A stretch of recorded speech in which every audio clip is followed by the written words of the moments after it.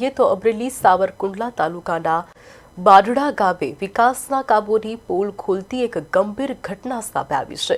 લામધાર નદી પર પરા વિસ્તારને છોડવા માટે ગ્રામ પંચાયત દ્વારા 5 લાખ રૂપિયાના ખર્ચે માત્ર 10 દિવસ પહેલા જ બનાવવામાં આવેલો નવો નક્કોર પુલ અચાનક ધરાશાયી થયો છે।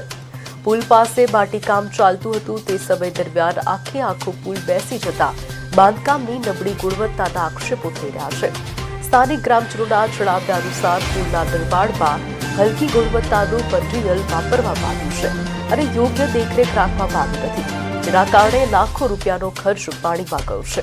પુલ ધરાશાયી થતા આ વિસ્તારના લોકોમાં ભારે રોષ જોવા મળી રહ્યો છે અને તંત્ર દ્વારા આ મામલે સઘન તપાસ કરીને જવાબદારો સામે કડક કાર્યવાહી કરવાની માંગ ઉઠી છે।